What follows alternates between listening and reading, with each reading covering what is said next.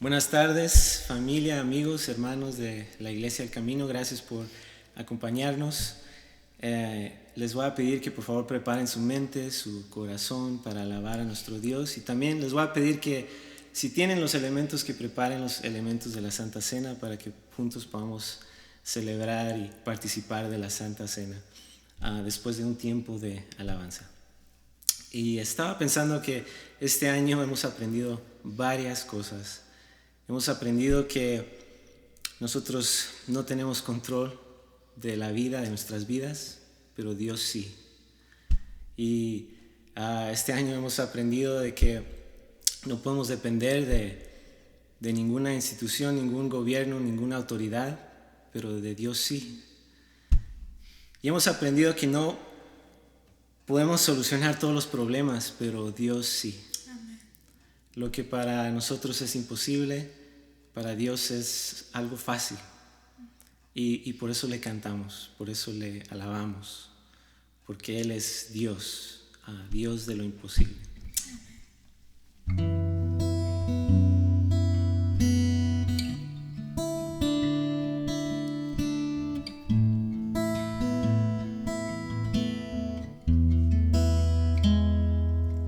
Jesucristo, reinas con poder, soberano, victorioso Rey. Ni la muerte pudo detener tu poder para vencer.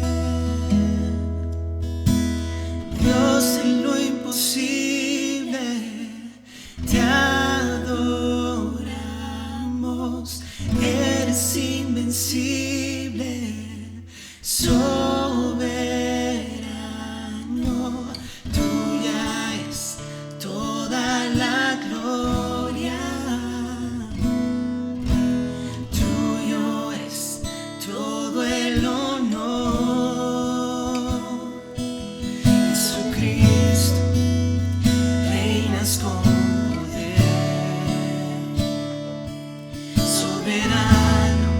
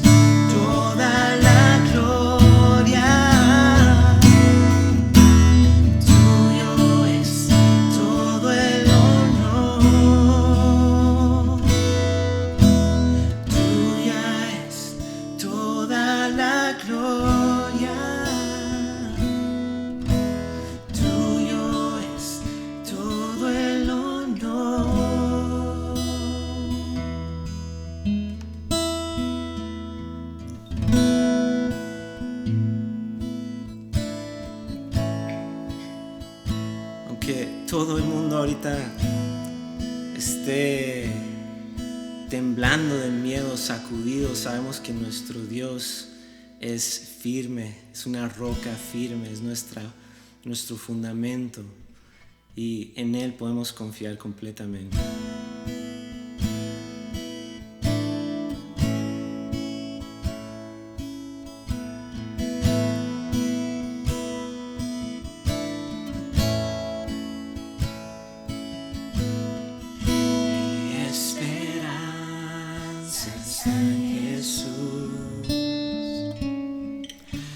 Su justicia y en la cruz, de nadie más dependeré, solo en su nombre confiaré.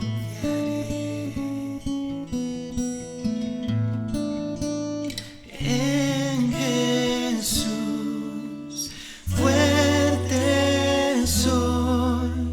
Solo Él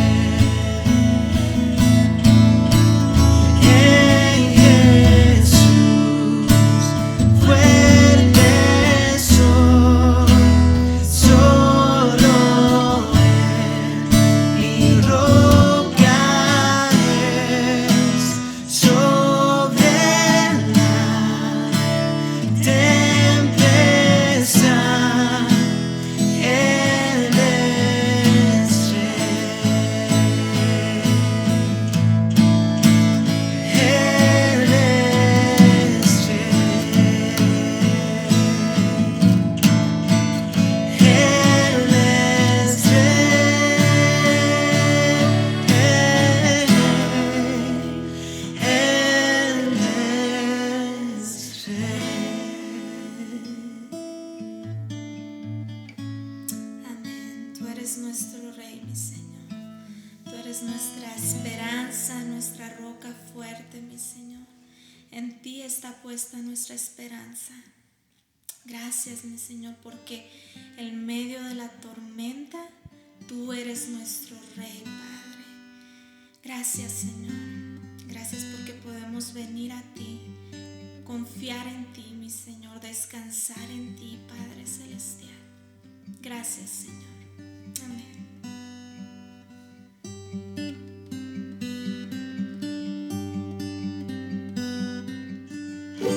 ¿Quién soy yo para que el grande me acepte así? Me encontró en mi perdición, su amor por mí, su amor por mí. Libre soy en él, libre en verdad, soy hijo de Dios, si lo soy. Libre soy, Él me rescató, su gracia en mí. Aún siendo yo pecador, Él murió por mí. Él murió por mí. Libre soy en Él, libre en verdad, soy hijo de Dios, si lo soy. En tu casa, Dios, sitio hay para mí. Soy hijo de Dios, si lo soy. Escogido, perdonado, yo soy quien dices que soy. Vas conmigo a mi lado, yo soy quien dices que soy. Escogido, perdonado, yo soy quien dices que soy. Vas conmigo a mi lado, yo soy quien dices que soy. Sí, yo soy quien dices que soy.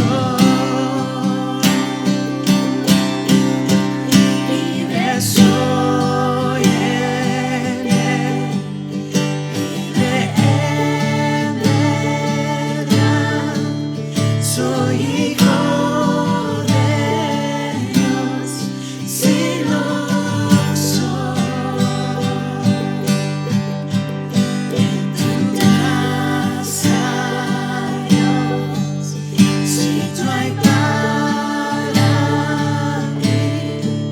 Soy hijo de Dios, si lo soy.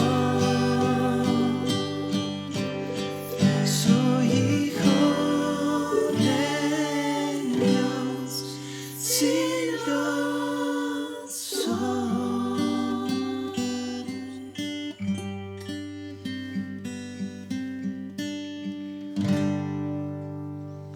Y qué increíble dicha de poder ser llamados hijos de Dios. Qué increíble. ¿Quiénes somos nosotros para que Dios, el Dios del universo, nos haya escogido, nos haya alcanzado, nos haya perdonado, nos ame tanto? En la parábola del hijo pródigo, el hijo desprecia el amor y el cuidado de su padre, desprecia a su familia, su nombre, su casa, su linaje, lo tira toda la basura y va y busca la felicidad en otros lugares y obviamente no la puede encontrar y decide que es mejor regresar a la casa de su padre. Entonces hace el intento de regresar, pero más bien es el padre quien lo busca, quien lo alcanza, quien corre hacia él, quien lo abraza, lo besa, le pone una ropa nueva, le da un anillo, un sello de su casa, de su linaje, que es hijo. Lo acepta, lo perdona, lo ama, lo trata como un rey, siendo el peor de los hijos. Le hace una fiesta y le prepara una cena especial. Y eso es lo que hace Dios, nuestro Padre, Dios con nosotros. ¿Quiénes somos nosotros? Para que Él se haya fijado en nosotros, nos haya buscado, nos haya alcanzado, para que nos perdone, que nos ame. Dios nos acepta, nos adopta como sus hijos y no hicimos nada. Nos viste con sus vestiduras nuevas, limpias, santas. Nos da un sello, un anillo, su sello de que somos hijos, su espíritu en nosotros. Y nos prepara una fiesta especial. Nos dice que quiere compartir una cena especial con nosotros. Una cena en que podamos recordar cuánto Él nos ama, que podamos recordar su sacrificio por nosotros. Y es por eso que celebramos la cena del Señor, para recordar, hacer memoria de cuánto nos ama nuestro Padre. Así que si tienen los elementos, lo pueden alistar y vamos a leer de la palabra de Dios. Dice la palabra de Dios que el Señor Jesús, la noche que fue entregado, tomó pan y habiendo dado gracias lo partió y dijo: tomad, comed, esto es mi cuerpo que por vosotros es partido. Haced esto en memoria de mí. Comamos, hermanos.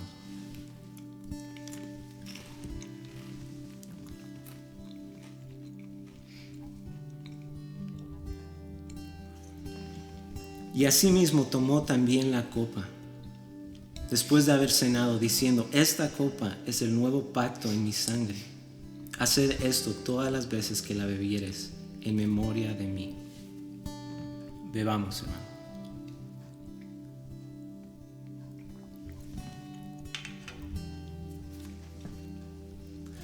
Así pues, todas las veces que comieres este pan y bebieres esta copa, la muerte del Señor anunciáis hasta que Él venga. Amén. Señor, gracias. Gracias por tu amor incomparable. Gracias por tu sacrificio, Señor. Gracias porque siendo nosotros pecadores, tú nos buscaste, nos alcanzaste, nos perdonaste, nos adoptaste y nos llamas hijos, Señor. Qué privilegio. Estamos eternamente agradecidos, Señor. Y en estos tiempos, Padre, estos tiempos de incertidumbre, de tormenta, de temor, de pánico, Señor, queremos recordar esas verdades eternas. Que pase lo que pase, seguimos siendo hijos tuyos, Señor. Podemos depender y confiar completamente en ti, sabiendo que estamos seguros en tus manos, Señor. Gracias por eso y gracias aún por las pruebas. Estas pruebas que estamos pasando, Señor, con toda nuestra familia, las enfermedades. Gracias porque estas pruebas nos unen como familia, Señor. Gracias porque estas pruebas fortalecen nuestra fe. Y gracias porque estas pruebas nos enseñan, Señor, a depender más de ti, nuestro Padre, nuestro Señor, nuestro Rey, nuestro Dios. Gracias, Padre. Te damos gracias en el nombre de Cristo Jesús. Amén.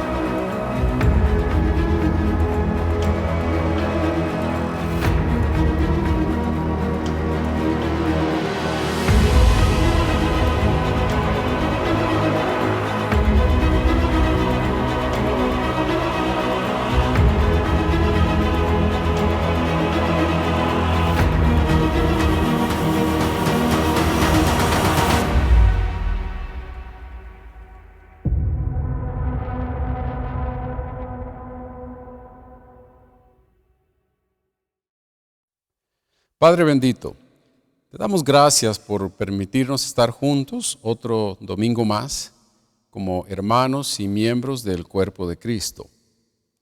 Aunque no estamos juntos físicamente, estamos en unidad por lo que realmente nos une, que es tu amor, tu misericordia, tu Santo Espíritu, la adoración que ofrendamos a ti y el estudio de tu palabra. Ilumínanos y ayúdanos a poder aplicar a nuestro diario vivir los principios eternos de tu bendita palabra.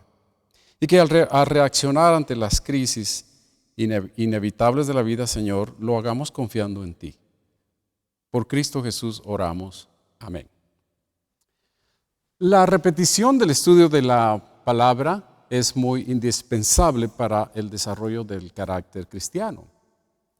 En Deuteronomio 6, del 6 al 7, dice así: y estas palabras que yo te mando hoy estarán sobre tu corazón, y las repetirás a tus hijos, y hablarás de ellas estando en tu casa, y andando por el camino, y al acostarte, y cuando te levantes. Dice ahí, las repetirás. Y el apóstol Pablo escribe en Filipenses 3:1 de esta manera: por lo demás, hermanos, gozaos en el Señor. A mí no me es molesto el escribiros las mismas cosas, y para vosotros es seguro. Escribir las mismas cosas. Estamos hablando de repetición. Es la manera de aprender. Con eso en mente, quiero hacer un breve repaso de lo que hemos estado estudiando juntos por estas 3 semanas. Si suena a repetición, he cumplido mi objetivo. Esa es la intención. De esa forma será mucho más fácil que recordemos lo que estamos estudiando. Nuestro pasaje central en esta tarde es Isaías 38. Y el personaje principal de este drama es el rey Ezequías. La historia de este rey se encuentra en 3 libros diferentes: Segunda Reyes, capítulos del 17 al 20, en Segunda Crónicas, capítulos del 29 al 32, y en Isaías, capítulos 36 al 39. Este hombre era un rey fiel a Dios, obediente, amado por su pueblo. Enfrentó la crisis de una invasión extranjera, y antes de que Dios destruyera a sus enemigos, se enfrentó otra crisis, una enfermedad de muerte. Dios envió al profeta Isaías para darle una noticia, una mala noticia: iba a morir. Cuando el rey recibió la noticia, no reclamó, no se quejó, no renegó. Se volteó hacia la pared y buscó el rostro de Dios en oración. Hemos estado aprendiendo que Dios es soberano, y eso incluye las oraciones de sus hijos. Dios le concedió al rey Ezequías 15 años más de vida. Aprendimos 2 cosas importantes: que en tiempos de crisis debemos buscar el rostro de Dios en oración, y que debemos vivir con una conciencia limpia en todo tiempo. Así, cuando sea el momento que Dios nos llame a su presencia, entonces estaremos preparados. El domingo pasado aprendimos que Dios trabaja normalmente a través de medios y métodos, pero hay algunas cosas que solo Él puede hacer. Dios trabaja normalmente a través de medios y métodos, pero hay algunas cosas que solo Él puede hacer. Dios usa a los doctores y la medicina. Esos son los medios que Dios usa. Pero cuando el doctor te dice: lo siento, no hay mucha esperanza, no hay nada más que podamos hacer, entonces Dios hace las cosas que solamente Él puede hacer. Y Él realiza el milagro sobrenatural y abre caminos. Y así como cantamos: milagroso, abres caminos, cumples promesas. Mi Dios, así eres tú. Solo Él puede hacer ciertas cosas grandes. Cuando llegamos a un callejón sin salida, Dios abre el mar en 2 y nos muestra la salida. A Daniel, el profeta, lo guardó de toda una crisis, toda una noche en el foso de los leones. Solo Dios podía hacer eso. A los amigos de Daniel, el profeta Daniel, los sacó del horno del fuego. Ahora bien, no los salvó del horno del fuego, los salvó en el horno del fuego. Y es muy importante saber eso. Muchas veces Dios no nos libra de las tormentas, más bien nos libra en medio de las tormentas. Eso aumenta su esplendor, eso lo glorifica aún más. Hay cosas que únicamente Dios puede hacer. Solo Él puede perdonar pecados, solamente Él puede resucitar a los muertos. Solo Dios puede detener el sol para extender el día, como sucedió con Josué. Solo Dios puede regresar el tiempo, como lo hizo con el rey Ezequías. ¿No es interesante que Dios maneja la dimensión del tiempo a su antojo? Lo detiene, lo regresa 6 horas si Él quiere, lo adelanta 15 años, es su universo. Él lo hizo y Él lo puede manejar como Él quiera. Esas son las cosas que solamente Dios puede hacer. Ahora bien, el domingo pasado vimos cómo el rey Ezequías, estando al borde de la muerte, Dios le dio otros 15 años más de vida. Él pudo gozar de más tiempo de vida.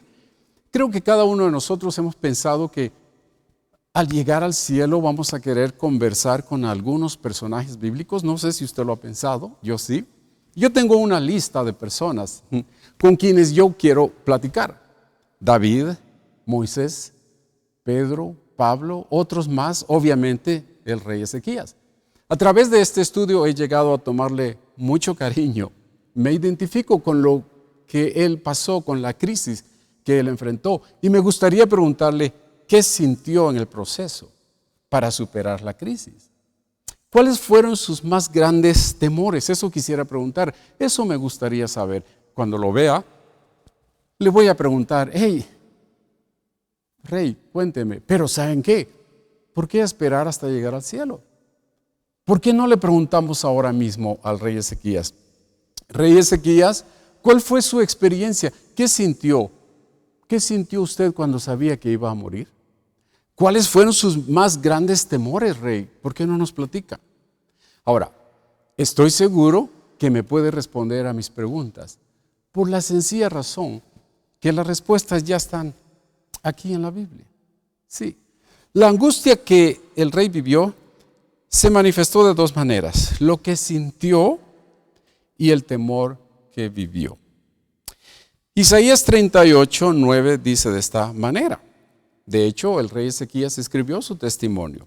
Él escribió su experiencia y dice, por eso está el versículo 9, dice: escritura de Ezequías, rey de Judá, de cuando enfermó y sanó de su enfermedad.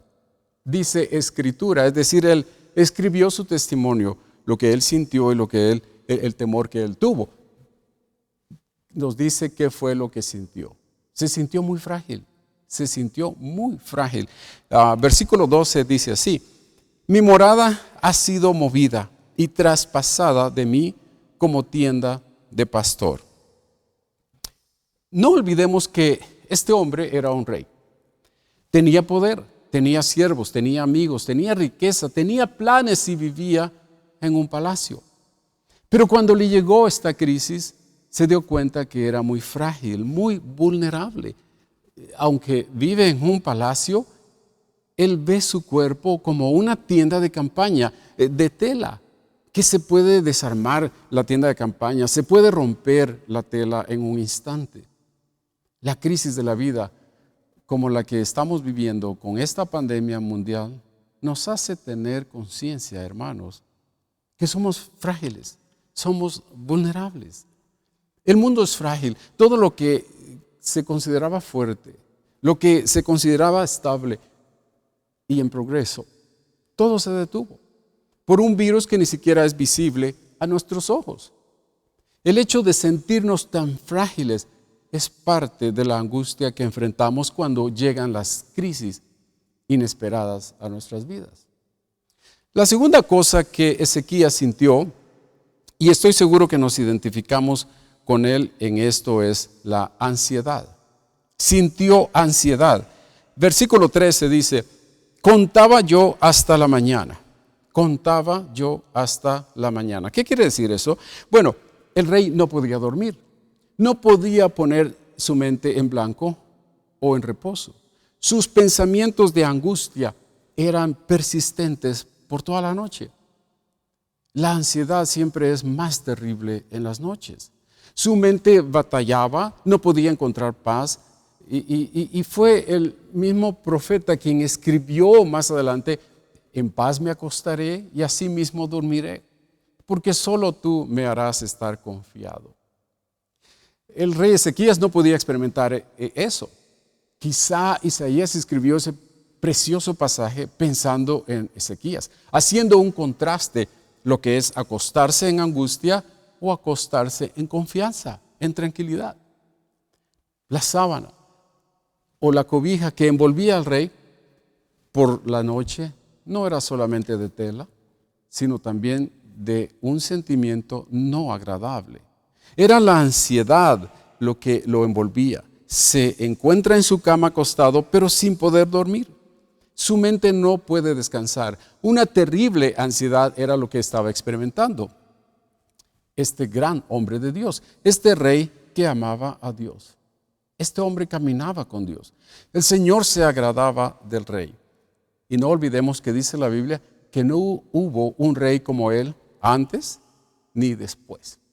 En toda esa época no hubo un rey en Judá que agradó a Dios como lo hizo el rey Ezequías. Aún este hombre santo supo lo que era la terrible ansiedad. ¿Has experimentado en tu vida alguna vez la ansiedad? La ansiedad es parte de la angustia cuando llegan las crisis inesperadas. Además, además de sentir ansiedad, el rey sintió cansancio. Cansancio, dice el versículo 14, alzaba en alto mis ojos. En otra versión dice, se me cansaban los ojos de mirar al cielo en busca de ayuda. Estoy en apuro, Señor, fortaléceme, era lo que decía. Ahora, no se trataba de estar acostado y tener la mirada puesta ahí en el techo de su cuarto. Realmente hay algo más en sus palabras. Lo más probable era que Ezequías había estado enfermo por muchos días, antes que llegara el profeta Isaías con la mala noticia. Quizás su médico personal no quería darle las malas noticias. Pero según la historia, estas llagas que él tenía en su cuerpo, igual las llagas que se dan en una persona en ese tiempo, se hinchaban demasiado y se llenaban de infección. Eran tan graves que conducían a la muerte. Ahora bien, la fuerza de la sobrevivencia humana conlleva muchas veces a un deseo optimista de que todo saldrá bien. En la mente pensamos, va a estar bien todo, pero se batalla con la incertidumbre. A veces el ánimo está arriba, otras veces está abajo por los suelos. Pero cuando llegó Isaías con el mensaje de Dios de que iba a morir, el rey Ezequías entró en una terrible desesperación. Quizá en tu vida has estado orando por alguna petición por mucho tiempo, esperando la respuesta de Dios, y muchas veces te cansas y te agobias pensando, ¿cuándo voy a obtener la respuesta? Versículo 14 dice, se me cansaban los ojos de mirar al cielo en busca de ayuda. ¿Hasta cuándo, Señor? ¿Hasta cuándo? ¿Te sientes tú muy cansado por la crisis que estás enfrentando? ¿Te sientes desgastado sin saber cuándo tendrás respuesta del Señor a tus oraciones? Estoy seguro de que lo que Ezequías sintió en ese momento de crisis, todos lo hemos vivido de una o de otra manera. Quizá hoy mismo, debido a esta crisis que estamos viviendo, te sientes así. Sentir angustia o desesperación no es falta de fe. Es más bien una realidad en el ser humano. Es una realidad en el ser humano. En su testimonio, Ezequías también nos dice cuál era su gran temor. Su temor era la separación de los que él amaba. Su temor era separarse de sus amados. Dice el versículo 11, dije, no veré al Señor en la tierra de los vivientes. Ya no veré más a los moradores, a los hombres, a los moradores del mundo. Ezequías sabía que por su relación con Dios vería al Señor, obviamente, al otro lado de la vida, en el cielo. Lo que le atormentaba es que ya no vería al Señor como lo hacía antes, en la tierra, en el templo, con todos los hermanos que se reunían para adorar juntos. Cuando adoramos juntos, glorificamos el nombre del Señor. Anticipamos por fe lo que un día vamos a ver físicamente en el cielo. Veremos al Señor con toda su majestad y gloria. Hoy solamente podemos imaginar, ¿verdad?, cómo será aquello, pero un día podremos experimentar de forma visible y tangible la presencia de Dios, el rostro de Dios. El rey Ezequías era uno de los que decían: yo me alegré con los que me decían, a la casa del Señor iremos. Él también decía: miren cuán bueno y delicioso es habitar los hermanos juntos en alegría. Pero ahora el rey extrañaba estar con los demás creyentes en el templo adorando al Señor. Ese era su temor. Y su temor era saber que ya no iba a poder experimentar ese compañerismo, esa comunión. Le causaba gran desesperación. Ya no veré al Señor en el templo, ya no experimentaré su presencia como lo hemos hecho antes, ya no veré a los hermanos más. Hermanos, ¿no es eso lo que realmente estamos viviendo en estos días? Hace un año, ¿quién se iba a imaginar que por este tiempo los templos estarían cerrados e inaccesibles? ¿Quién hubiera dicho que el congregarnos sería contraproducente y que deberíamos acatarnos a los reglamentos de las autoridades? ¿Quién hubiera pensado que no íbamos a estar juntos por un buen tiempo? Pero recordemos que Ezequías no está enfrentando una cuarentena temporal. Él está a punto de morir. Es tan difícil decir adiós. Es difícil pronunciar un definitivo adiós, un hasta pronto, despedirnos en esta vida. No parece que estamos listos para decir: te veo en el cielo. Duele tanto pensar en eso, duele tanto experimentar eso.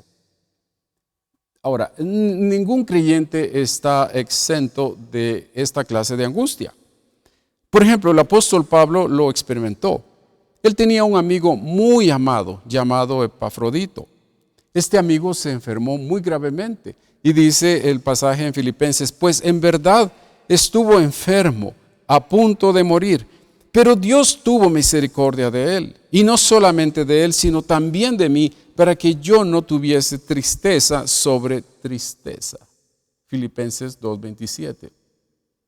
Aquí vemos una muestra del verdadero amor entre amigos.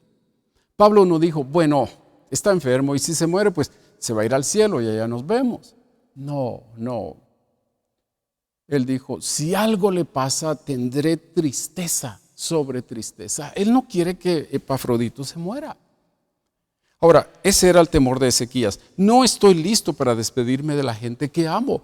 No estaba listo para esa separación. Muchos hemos perdido seres queridos que el Señor ya se ha llevado con él.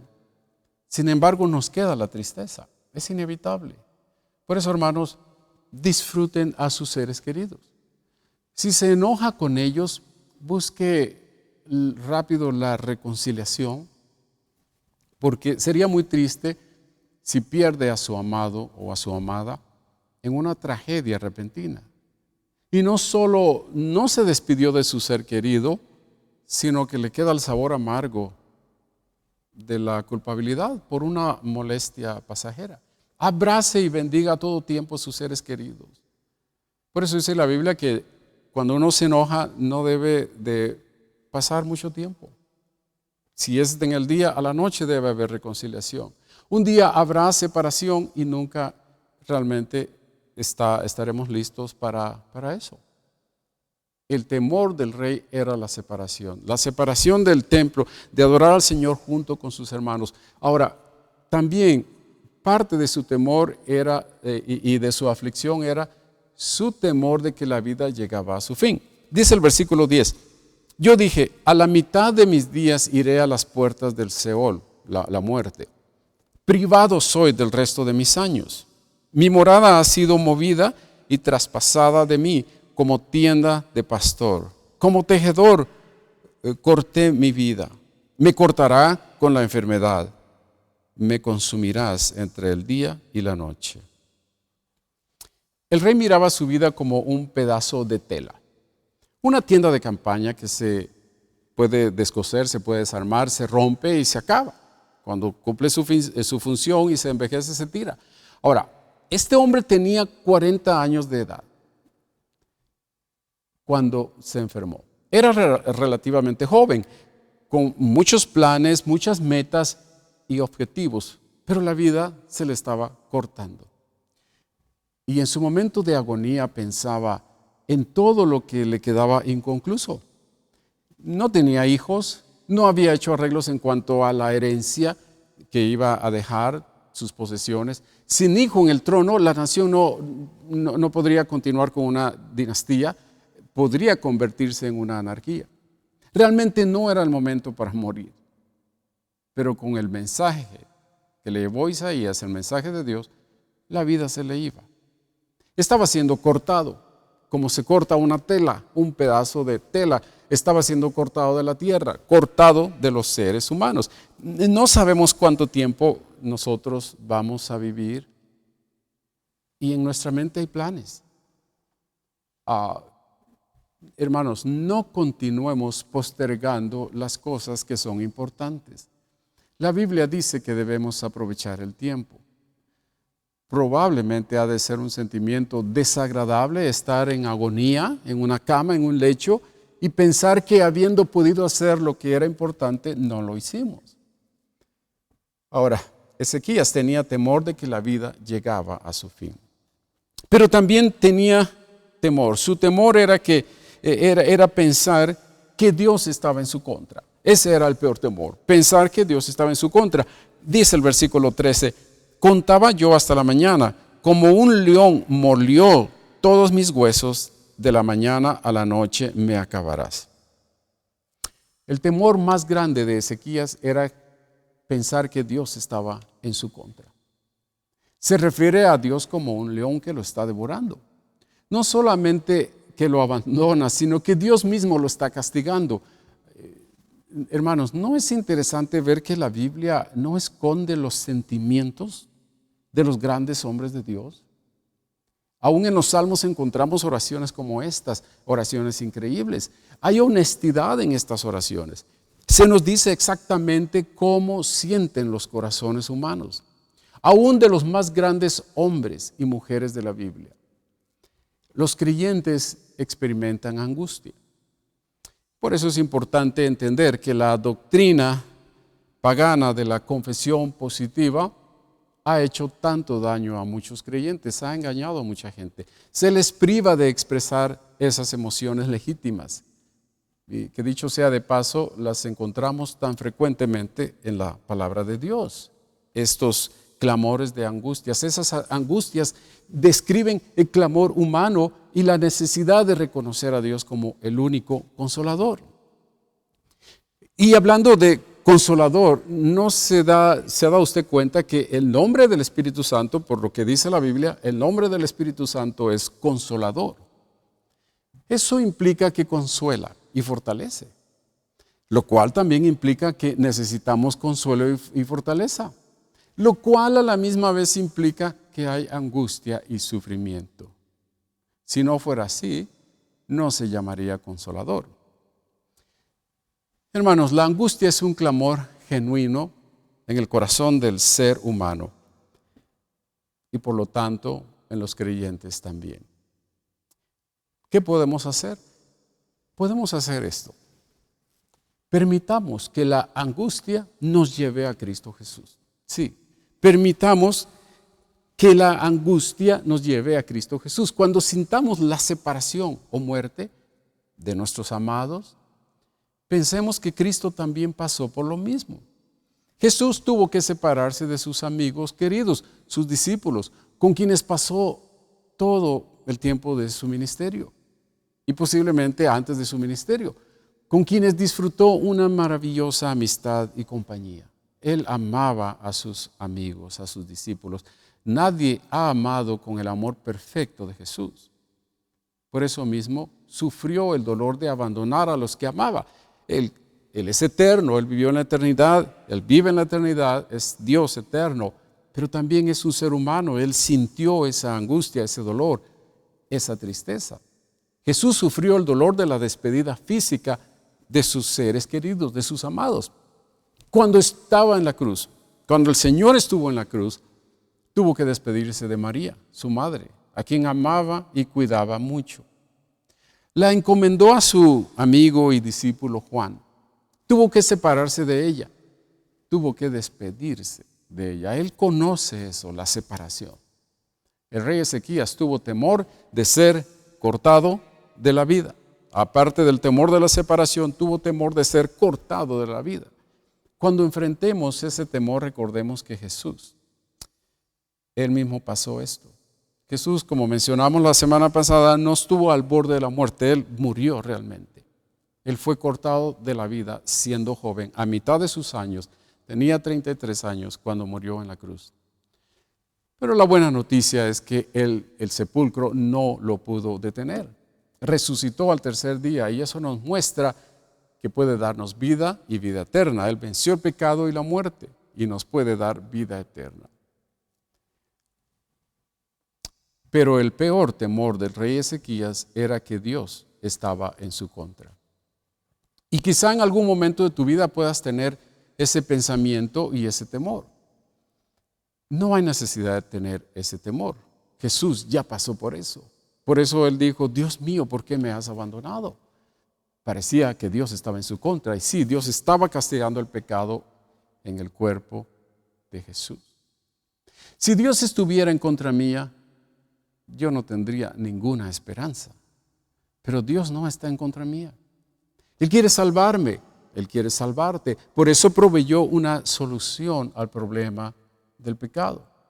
El ser humano es quien está en contra de Dios. Yo no entiendo por qué razón muchos se niegan a entregar sus vidas al Señor. ¿Por qué se niegan a recibir el amor, el perdón y la vida eterna? Es inexplicable. ¿Por qué hacen esto? Cristo recibió el castigo que merecían los pecadores, tú y yo, para que pudiéramos ser salvos y no recibir el castigo sobre nosotros. Pero si rechazas a Jesús, tendrás que sufrir el castigo después de esta vida. Y es algo que no quieres hacer. Recibe a Cristo en este momento que hay oportunidad. Jesús fue abandonado en la cruz para que tú y yo fuéramos recibidos por el Padre. Jesús estuvo condenado a la muerte de la cruz para que tú y yo fuéramos perdonados. Jesús murió para que tú y yo fuéramos salvos. Dios no está en contra de nosotros. Más bien, si Dios es por nosotros, ¿quién contra nosotros? El que no escatimó ni a su propio Hijo, sino que lo entregó por todos nosotros, ¿cómo no nos dará también con Él todas las cosas?